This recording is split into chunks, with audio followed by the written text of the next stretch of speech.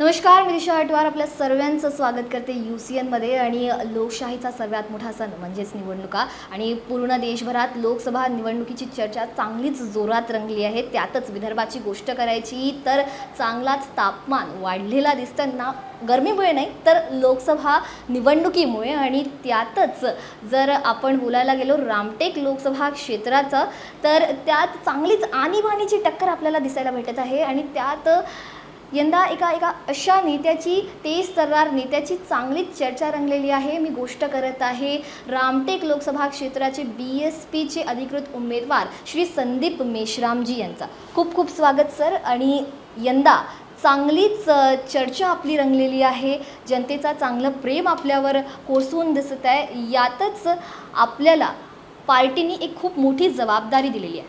काय सांगाल? सर्वप्रथम मी UCN चॅनलचे धन्यवाद करतो.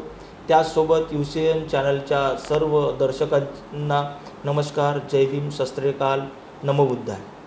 आज रामटेक लोकसभामध्ये परम आदरणीय बहनकुमारी मायावतीजींनी एका सर्वसाधारण छोट्याशा कार्यकर्त्याला, पदाधिकाऱ्याला आणि हितचिंतकाला एवढ्या मोठ्या लोकशाही पर्वामध्ये सामील होण्याकरता लोकसभेची उमेदवारी मला दिली.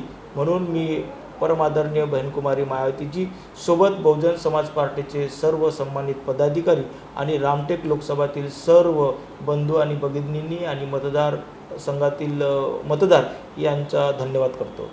आणि त्याचसोबत माझा जो बहुजन समाज पक्षामध्ये जो कार्यकाल राहिलेला आहे, मी एका उमरेड विधानसभेतील वेलसाकरा गाव या गावचा रहिवासी, आणि त्या गावचा रहिवासी असून मी आपल्या उमरेड क्षेत्रामध्ये काही माझी संदीप बहुउद्देशीय शिक्षण सामाजिक संस्था डॉक्टर बाबासाहेब उत्कर्ष समितीच्या माध्यमातून अनेक असे आम्ही कामे त्या विधानसभेमध्ये केली.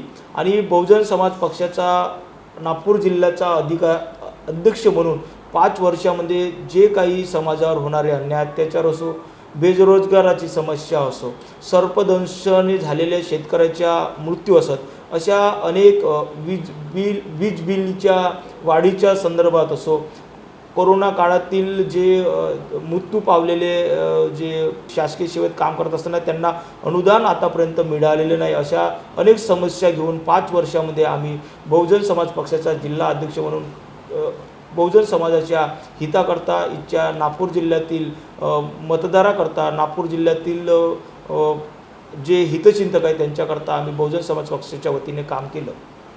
नक्कीच आपण जे कार्य केलेलं आहे लोकांसमोर आहे, आणि म्हणूनच पार्टीनी एक मोठी जबाबदारी आपल्याला दिलेली आहे. आपण सुरुवात जी केली ती खूप परिश्रमातून केलेली आहे, मी असं म्हणण्यात काहीच हरकत नाही आहे. आणि त्यातच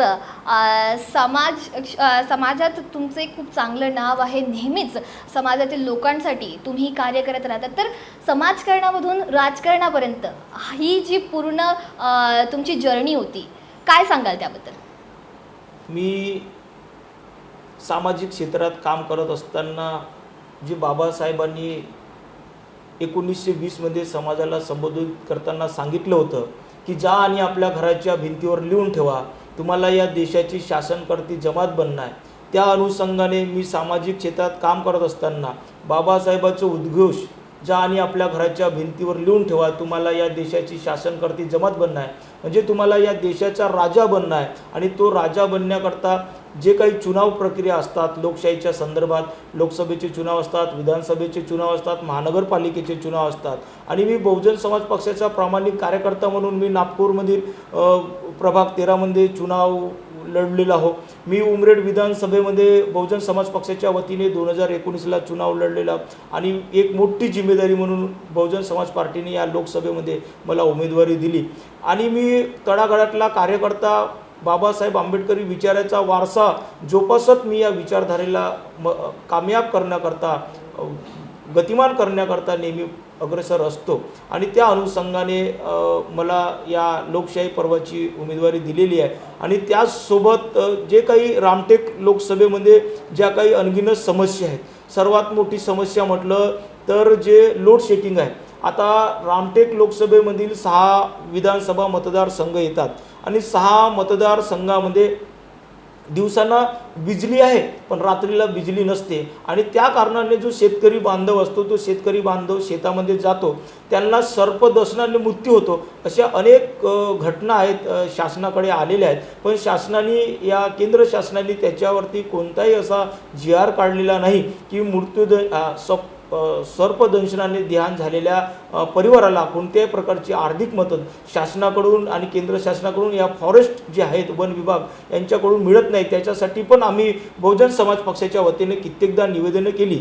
आता आपण पाहतो ज्या रामटेक लोकसभा क्षेत्रामध्ये जे गोपालजी तुमाने जे सांसद होते आणि त्याच पद्धतीने त्या आता ज्यांना उमेदवारी दिलेली आहे राजूजी पारवे ते पण उमरेड विधानसभेचे आमदार आहेत, परंतु त्यांनी विधान भवनामध्ये विधिमंडळामध्ये या तुमाने साहेबांनी संसदेमध्ये कोणत्याही प्रकारचा असा आवाज बुलंद करण्याचं काम केलेलं नाही. आणि बहुजन समाज पार्टी ही बहुजन महापुरुषाची विचारधारा आहे, ज्या विचारधारेने इच्छा तळागाळातल्या माणसाला मान सन्मान शिक्षण आरक्षण आणि खऱ्या अर्थाने स्वाभिमान दिला, ती विचारधारा म्हणजे बहुजन समाज पार्टी. आणि बहुजन समाज पार्टी ही विचारधारा तळागाळातल्या जनहितासाठी काम करत असते.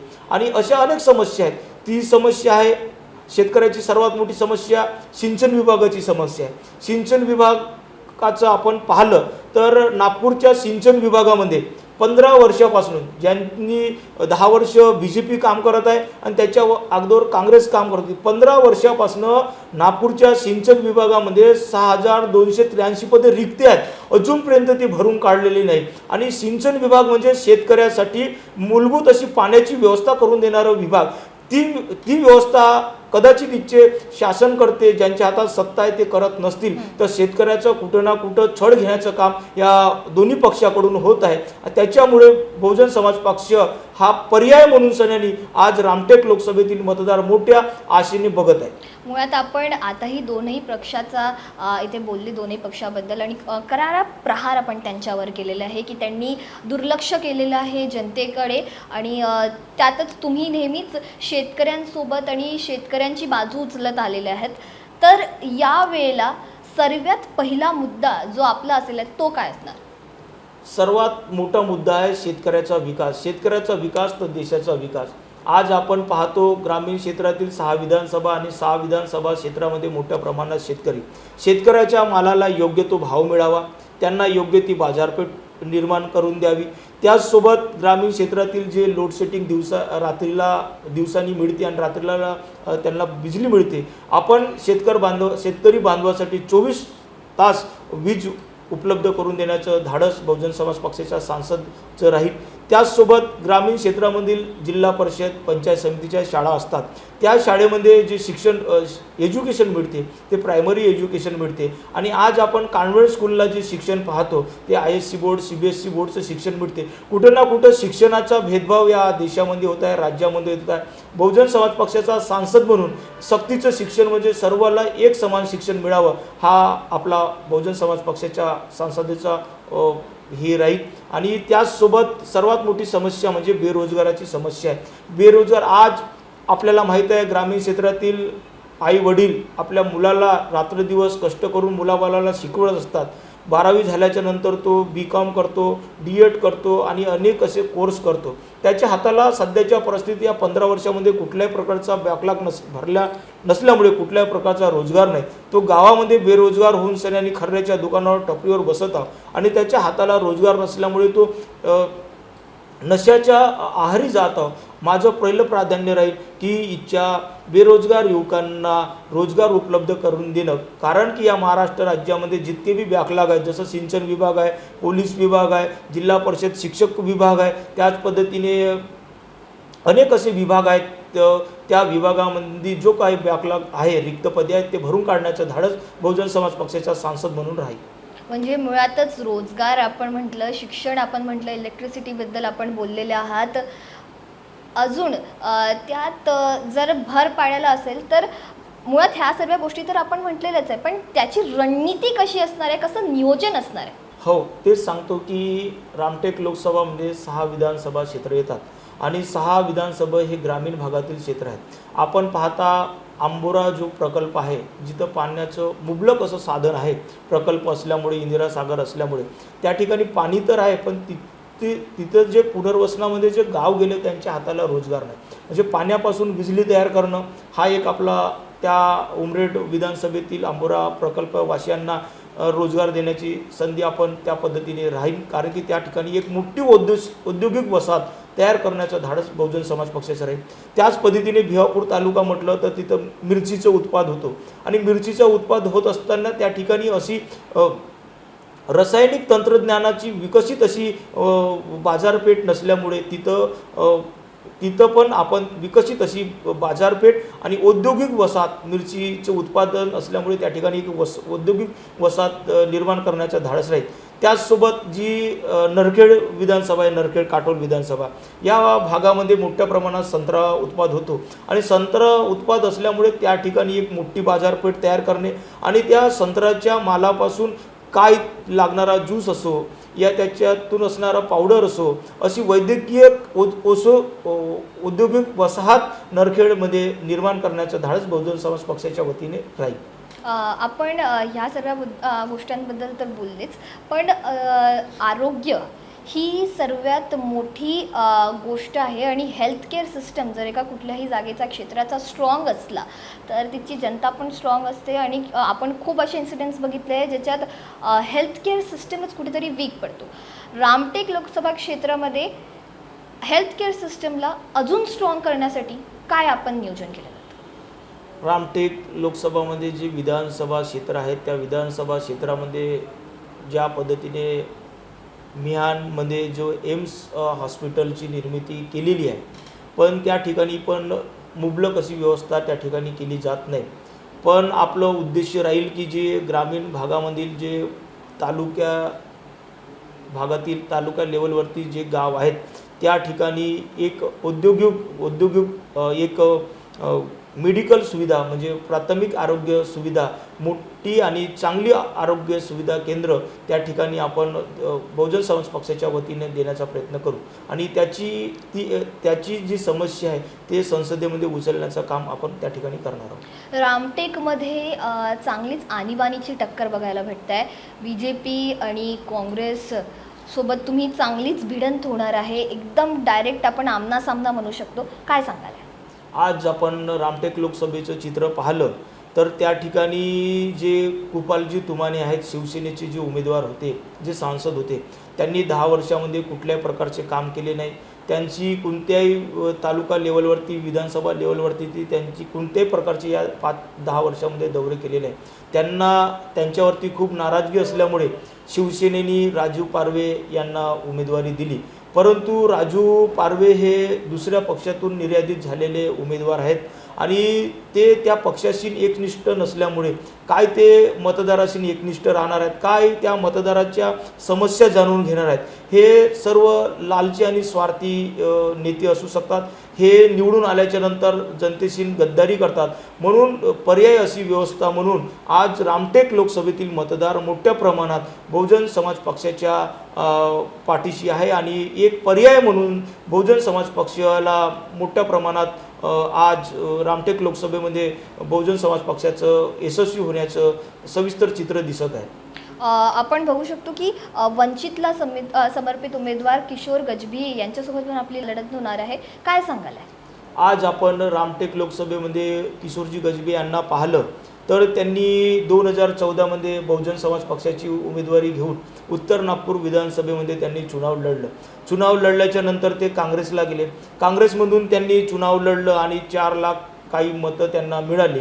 परंतु ते त्या पक्षाशी बी एकनिष्ठ न राहता त्यांनी दगाबाजी केली आणि ते स्वतंत्र उमेदवार म्हणून या रामटेक लोकसभेमध्ये उमेदवार राहिले आणि त्यांना वंचितनी पण उमेदवारी दिली नाही. वंचित तर इतकं भयानक षडयंत्रकारी आहेत की त्यांनी 2-2 लोकांना AB फॉर्म दिले. जे 2 लोकांना AB फॉर्म देत असतील आणि वंचितच्या नावाखाली समाजाची दिशाभूल करत असतील, बाबासाहेबाच्या रक्ताच्या नावाखाली दिशाभूल करत असतील आणि मताचं विभाजन कसं करता येईल याच्यासाठी प्रयत्न करत असतील तर रामटेक लोकसभेतील मतदार हा जागृत झालेला आहे आणि मताचं विभाजन होण्यापेक्षा आज मोठ्या चांगल्या नजरेने बहुजन समाज पक्षाकडे आज समाज पाहत आहे आणि त्याचसोबत जे वंचितला जे समर्पित म्हणून प्रकाश आंबेडकरांनी समर्थन दिलं, आपण ते वंचितचे जे उमेदवार आहे रामटेक लोकसभेचे, ते ना BSP बरोबर इमानदारीने त्यांनी काम केलं, ना काँग्रेस बरोबर त्यांनी वफादारीने निभवली आणि ते आज वंचित आहेत. उद्या ते कोणत्या पक्षात जाणार आहेत आपल्या स्वार्थासाठी, ना आपला स्वार्थ कसा साधून घेतील, अशा दल बदलून नेत्यांना तर समाज कधी साथ देणार नाही आणि ते समाजाच्या लक्षात पण आलेला आहे. तो एका पक्षाचा होऊ शकत नाही तर तो समाजाचा का होईल, समाजाचा नाही होईल तर मतदाराचा का होईल. तो आपल्या स्वार्थापोटी या रामटेक लोकसभेमध्ये तो समाजाच्या उत्थानासाठी काय करेल, उत्खननासाठी काय करेल याच्याकडून आशा करू शकत नाही आणि मोठा रोष आज वंचित आणि त्या आपले किशोरजी गजबीवरती आज रामटेक लोकसभेच्या मतदारांचा मोठा रोष आहे आणि पाहायला दिसत आहे. काय सांगाल आपण, वोट डायव्हर्ट होऊ शकते का यावेळेला? वोट डायव्हर्ट होऊ शकणार नाही, कारण की या देशामध्ये बहुजन समाज पार्टी हा राष्ट्रीय पक्ष आहे आणि राष्ट्रीय पक्ष असताना सुद्धा याचं नेतृत्व परमादरणीय बहनकुमारी मायावतीजी पूर्ण देशामध्ये करत आहे आणि बहुजन समाज पार्टीचा जो उद्घोष आहे की खऱ्या अर्थाने जे बाबासाहेबांनी दिलेलं संविधान पूर्णपणे लागू व्हावं, जेणेकरून जे बाबासाहेबांना दिलेलं आरक्षण, शिक्षण, न्याय, समता, बंधुत्व आणि धर्मनिरपेक्ष भारताची उभारणी या भारतामध्ये व्हावी आणि सक्षम पर्याय म्हणून या देशामध्ये परमादरणीय बहनकुमारी मायावती जी आहेत आणि त्यांच्याकडे आशेच्या नजरेने रामटेक लोकसभेचे मतदार पाहत आहेत. बहुजन समाज पार्टी म्हणजेच BSP कडून यंदा जोरदार प्रचार करण्यात आलेला आहे आणि निवडणुकीच्या हा काळात चांगलीच तयारी BSPची दिसत आहे. पक्षाच्या धोरणेबाबत आणि आपल्या त्याचा विचार काय आहे, त्या काय सांगाल?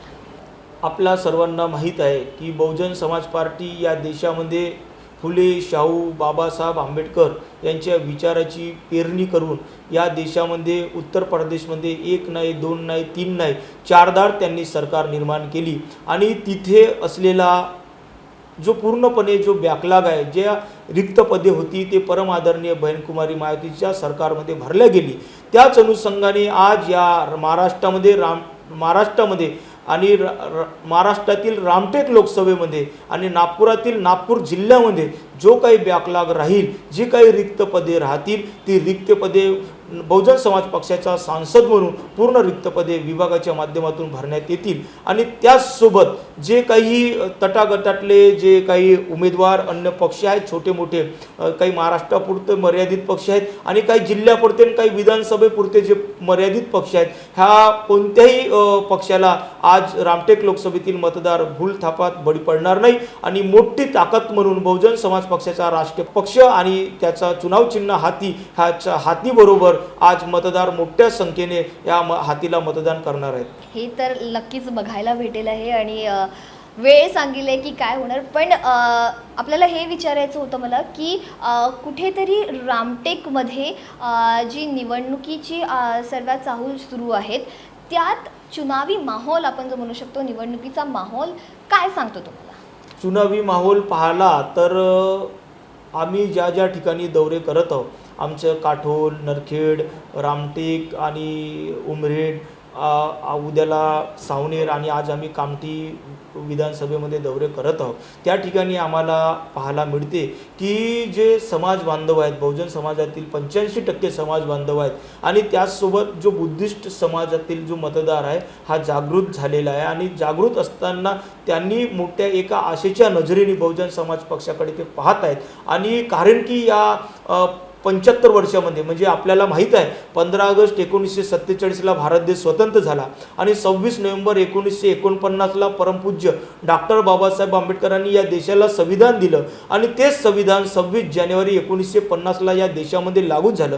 परंतु 75 वर्ष झाल्याच्या नंतर सुद्धा 40-50 वर्ष काँग्रेसने या देशामध्ये काम केलं आणि आता आपण पाहतो 10-15 वर्ष झाले BJPची सरकार या देशामध्ये आहे आणि या 10 वर्षामध्ये, या 15 वर्षामध्ये, या 75 वर्षामध्ये समाज हिताचे म्हणजे जनमानसाच्या हिताचे कोणतेही कार्य या देशात होत नाही. म्हणून बहुजन समाज पक्षाचा पर्याय म्हणून मोठ्या नजरेने हाती या चिन्हाकडे सर्व मतदार पाहत आहेत. आपण आपल्यावर एक खूप मोठी जबाबदारी आहे रामटेक लोकसभा क्षेत्राची जी पार्टीने आपल्याला दिलेली आहे. या पूर्ण काळात आपण आता रोजगाराबद्दल बोलला, स्वास्थ्याबद्दल बोलला, त्यानंतर शिक्षणाबद्दल आपण बोललं, शेतकऱ्यांविषयी सुद्धा बोललात तुम्ही. आणि यातच जर आपल्या कार्यकाळातील सर्वात मुख्य गोष्ट जी असेल ती काय असणार आहे, आपला मुख्य उद्दिष्ट काय असणार? आपल्याला माहीत आहे की रामटेक लोकसभा क्षेत्रामध्ये सर्वात जास्त भूमिहीन शेतकरी आहेत, ज्यांच्याकडे शेती नाही. आणि शेती नसल्याने आपल्या रामटेक लोकसभेमध्ये मोठ्या प्रमाणात गरिबी रेखाखाली लोक आहात. परंतु बाबासाहेबांच्या संविधानाने ज्यांच्याकडे शेती नाही अशा भूमिहीनांना 2.5 एकर शेती शासनाच्या माध्यमात द्यावी आणि त्याच्यासाठी पैसा बी मुबलक करून द्यावा अशी संविधानिक अधिकार त्या संविधानात आहेत. या 75 वर्षामध्ये ज्यांची सत्ता या देशामध्ये आहे त्यांनी कोणत्याही भूमिहीनांना, जे भूमिहीन आहेत त्यांना शेती तर दिलीच नाही, शेती घेण्याकरता तर पैसे दिलेच नाही, परंतु जे शासनाची शेती करत आहे म्हणजे फॉरेस्टमधली जी जमीन आहे त्याची शेती करत आहे, 40 वर्ष पूर्ण झाले, त्या भूमिहीनांना कुठल्याही प्रकारच्या शेत जमिनीचे पट्टे देण्यात आलेले नाही. आणि बहुजन समाज पक्षाचा सांसद म्हणून मी संसदेत गेलो तर मी मुद्दाम हा जो प्रश्न आहे, भूमिहीनाचा प्रश्न आहे, त्यांना शेती देण्याचा जो संविधानिक अधिकार आहे की ज्यांच्याकडे जमीन नाही त्यांना 2.5 एकर जमीन देण्यात यावी, या गोष्टीला घेऊन मी संसदेमध्ये विधेयक पारित करण्याचा वरती जोर टाकेन. खासदार म्हणून आपण जे कार्य करायला आहे नक्कीच ते तर बघायला भेटेलच आहे. पण एक प्रश्न असा मला निर्माण झाला की काय हे फक्त एका जातीपर्यंत किंवा काही विशिष्ट लोकांपर्यंतच सीमित असणार? आपल्याला सर्वांना माहीत आहे की बहुजन समाज पार्टी ही बहुजन समाजाची पार्टी आहे, 85% समाजाची पार्टी आहे. त्याच्यात SC, ST, OBC म्हणजे SCमध्ये असलेल्या 1300 जाती आणि OBC प्रवर्गामध्ये असणाऱ्या 6743 जाती, म्हणजे अशा 85% समूहाचं एक बहुजन समाज पक्ष निर्माण झालेला आहे. आणि त्याचसोबत बहुजन समाज हा जागृत व्हावा आणि जागृत होऊन या देशामध्ये बहुजनाचा राजा कसा होईल त्याच्याकरता बहुजन समाजाने लक्ष दिलं पाहिजे.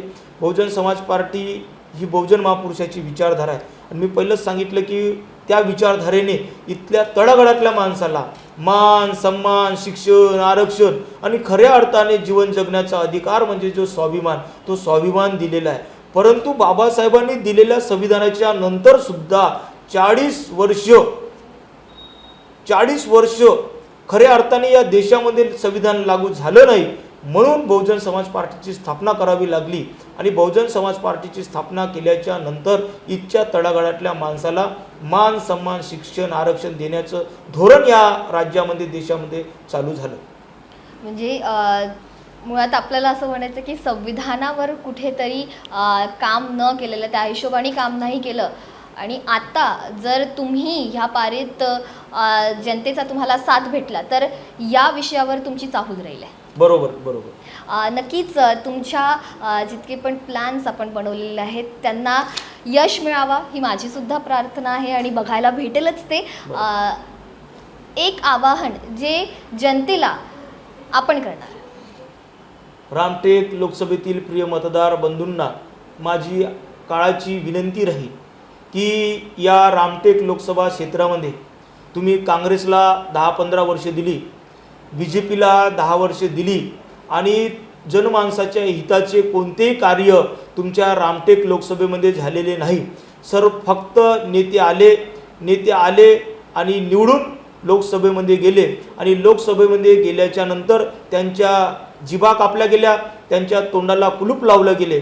बहुजन समाज पक्षाचा उमेदवार म्हणून जी बहुजन महापुरुषाची विचारधारा, ज्या विचारधारेने आम्हाला बोलायला शिकवलं, त्या विचारधारेचा पाईक म्हणून माझ्यासारख्या सर्वसामान्य माणसाच्या लोकशाहीच्या या पर्वामध्ये मला म्हणजेच बहुजन समाज पक्षाच्या हातीला भरभराट मताने आपण निवडून द्याल आणि विजय कराल, हीच बहुजन समाज पक्षाच्या रामटेक लोकसभेचा उमेदवार म्हणून आपणास विनंती करतो. जय भीम. नक्कीच येणाऱ्या 19 एप्रिलला हे बघायला भेटेल आहे आणि याचसोबत आपण जनतेसाठी खूप काही विचार करून ठेवलेला आहे. रामटेक लोकसभा क्षेत्रातील जनतेसाठी आपण खूप साऱ्या योजना विचार करून ठेवलेल्या आहेत. यातच जनतेला आव्हान काय असणार आहे आपले? रामटेक लोकसभेतील प्रिय मतदार बंधू आणि भगिनींना आणि मतदारांना माझी एकच काळाची विनंती राहील की या रामटेक लोकसभेमध्ये आपण काँग्रेसला 15 वर्ष दिली, त्याच्यानंतर भारतीय जनता पार्टी शिवसेना यांना 10 वर्ष दिली आणि समाज हितासाठी जनमानसाच्या हितासाठी या 25-30 वर्षामध्ये कोणतेही कार्य झालेले नाही. आणि काळाची विनंती म्हणून या रामटेक लोकसभेमध्ये आपल्या क्षेत्रामध्ये शेतकऱ्याच्या समस्याचं निराकरण करण्यासाठी, बेरोजगारांना रोजगार देण्यासाठी, शिक्षणाची पर्याय व्यवस्था निर्माण करण्यासाठी, वैद्यकीय व्यवस्था निर्माण करण्यासाठी आणि आपल्याला 24 घंटे वीज मुबलक करण्यासाठी पर्याय व्यवस्था म्हणून बहुजन समाज पक्षाचा जो हाती, जो बाबासाहेबाच्या विचाराचा हाती, शाहूच्या विचाराचा हाती, महात्मा फुलेच्या विचाराचा हाती आपण संसदेमध्ये पाठवाल, हीच या ठिकाणी काळाची विनंती आपणास राहील. नक्कीच जनतेचं आपल्यावर प्रेम आहेच आणि येणाऱ्या काळात ते बघायला पण भेटेल. 19 एप्रिल रोजी मतदान होणार आहे नागपूर आणि रामटेक लोकसभा क्षेत्राचे. यात आपण चर्चा केली रामटेक लोकसभा क्षेत्राचे BSPचे अधिकृत उमेदवार संदीप मेश्रामजी यांच्यासोबत आणि आज त्यांच्या धोरणेबद्दल, त्यांच्या विचारधारेबद्दल आणि पुढील भविष्यात त्यांनी ज्या योजना विचार करून ठेवलेल्या आहेत त्यांच्याबद्दल आपण जाणून घेतलेलं आहे. खूप खूप आभार सर. आज आपल्याकडून खूप काही माहिती करायला भेटलं. त्याचनंतर समाजकारणात आणि जनतेच्या हितासाठी काय आपण विचार करून ठेवला त्याबद्दल देखील आज आम्ही माहिती करून घेतलं आहे. खूप खूप आभार. UCN विशेषमध्ये सध्या इथेच थांबूया. इलेक्शन रिलेटेड कुठल्याही अपडेट्ससाठी कनेक्टेड रहा UCNला.